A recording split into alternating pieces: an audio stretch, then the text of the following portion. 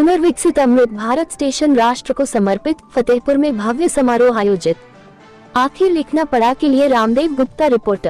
फतेहपुर। प्रधानमंत्री नरेंद्र मोदी ने शुक्रवार को अमृत भारत स्टेशन योजना के तहत देश भर के 75 पुनर्विकसित रेलवे स्टेशनों का राष्ट्र को समर्पण किया। इसी क्रम में पुनर्विकसित फतेहपुर रेलवे स्टेशन के लोकार्पण के उपलक्ष्य में स्टेशन परिसर में भव्य समारोह आयोजित किया गया। कार्यक्रम की मुख्य अतिथि राष्ट्रीय पिछड़ा वर्ग आयोग की अध्यक्ष साध्वी निरंजन ज्योति रही।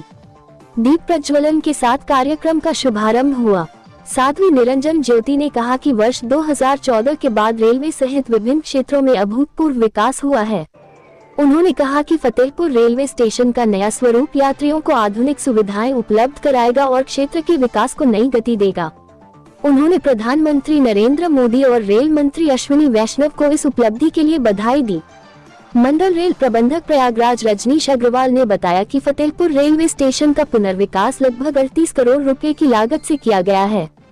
इसके अंतर्गत आधुनिक स्टेशन भवन, 12 मीटर चौड़ा नया फुट ओवर ब्रिज, उन्नत सर्कुलेटिंग एरिया, आधुनिक प्रतीक्षालय, दिव्यांग जन अनुकूल सुविधाएं, बेहतर प्रकाश व्यवस्था और अन्य यात्री सुविधाओं का विकास किया गया है। कार्यक्रम में जहानाबाद विधायक राजेंद्र सिंह पटेल, अयाशाह विधायक विकास गुप्ता और भाजपा जिलाध्यक्ष अनु श्रीवास्तव ने भी पुनर्विकसित स्टेशन को जिले के लिए बड़ी उपलब्धि बताया। इस अवसर पर चित्रकला एवं निबंध प्रतियोगिता के विजेता विद्यार्थियों को सम्मानित किया गया तथा स्कूली बच्चों ने सांस्कृतिक कार्यक्रम प्रस्तुत किए। समारोह के अंत में प्रधानमंत्री नरेंद्र मोदी के लोकार्पण कार्यक्रम का सीधा प्रसारण भी उपस्थित लोगों को दिखाया गया। कार्यक्रम में रेलवे अधिकारियों, जनप्रतिनिधियों, विद्यार्थियों और बड़ी संख्या में स्थानीय नागरिकों ने भाग लिया। रास्ता तो भैया हो गया, इलेक्ट्रॉनिक गाड़ियाँ भी आ रही, बसें भी आ रही है, अब ट्रेन भी, जो प्रदूषण मुक्त ट्रेन है वो भी चल रही है। इसको भी हरी झंडी दिखाई है। ये विकसित भारत की पहचान है। मैं इतना कहना चाहूँगी कि Dalit OBC commission, ST commission, SC commission सब कमीशन है, जिनको कहीं सुनवाई ना हो जरूर वहाँ जाएं। और मैं इतना कह सकती हूँ कि जब से मैं आयोग में अध्यक्ष के नाते बैठी हूँ तब से पूरे देश से मैं नहीं कर रही, मेरे मंत्रालय के लोगों ने कहा कि दीदी बहुत काम हुआ है, मेरे यहाँ दबे कुचले लोगों की शिकायत आई कि जरूर सुनिए दीदी। मैं अभी आज विकास के लिए आई हूँ। देश के अंदर जिस तरह से विकास हो रहा है उसी तरह से यदि आप 10 साल के बच्चे होंगे उन्हें तो नहीं मालूम होगा। आज 2026 से 14 से लेकर 26-12 साल हो गए, अब वो कम से कम 24 साल के बच्चे हो गए। दीदी पिछड़ा आयोग के अध्यक्ष दलितों के मामले में यहाँ पे आरक्षण खत्म कर देंगे, मोदी जी आएंगे, इस तरह का जो एक भ्रामक प्रचार किया कहीं न कहीं, उसके कारण भी कुछ लोग भ्रमित हुए। अब जनता जान चुकी है, आप देख रहे होंगे, डेमोक्रेट पार्टी की बात नहीं कर सकती, लेकिन फिर भी मैं कहूँगी 24 के बाद कई राज्यों में देश के सबसे प्रधानमंत्री के नेतृत्व में चुनाव हुए हैं, लगातार जीत रहे हैं।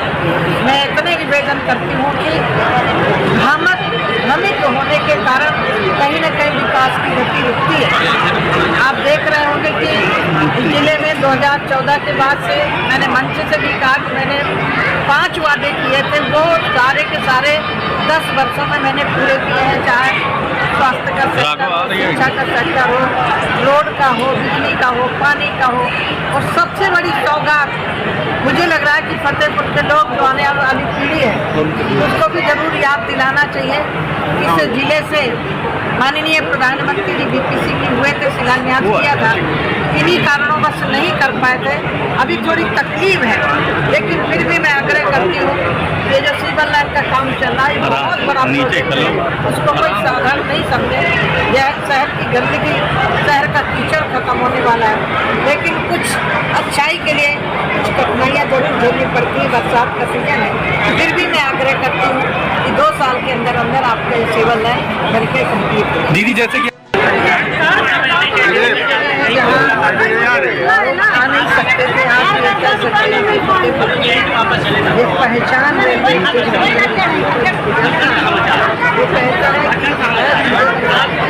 ये जो 4 नंबर प्लेटफॉर्म है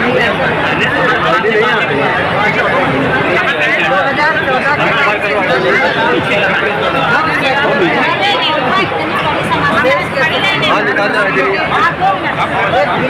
प्रधानमंत्री ने बहुत काम किया। मैं आज माननीय प्रधानमंत्री का आभार व्यक्त करती हूँ। हमारे बाबा मेरे शंकर विद्यार्थी की भूमि सोमनाथ द्विवेदी की भूमि में virtually railway station 4 number platform का या पूरी रेलवे स्टेशन का जो कायाकल्प हुआ उसका उद्घाटन किया है। इसके लिए माननीय प्रधानमंत्री जी को बहुत बहुत आभार व्यक्त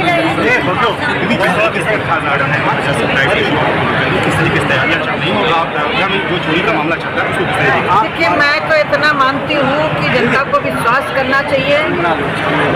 कुछ हुआ है उसके लिए माननीय मुख्यमंत्री जी ने एसआईटी गठित की, जांच चल रही है। जो भी दोषी हो उनके ऊपर कार्रवाई हो।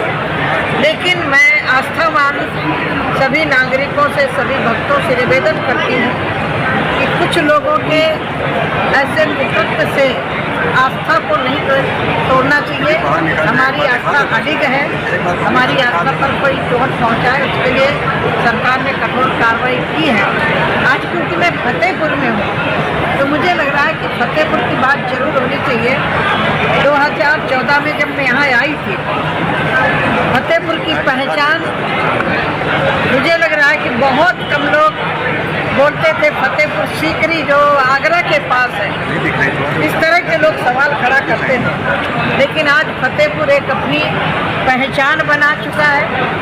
विकास के मामले में, आगे बढ़ने के मामले में मैं तो नहीं कह सकती हूँ कि जो लोग मुझे सुन रहे हो तो 14 के पहले का फतेहपुर उठा के देख लें और आज का फतेहपुर, दोनों में धरती आसमान का फर्क मिलेगा।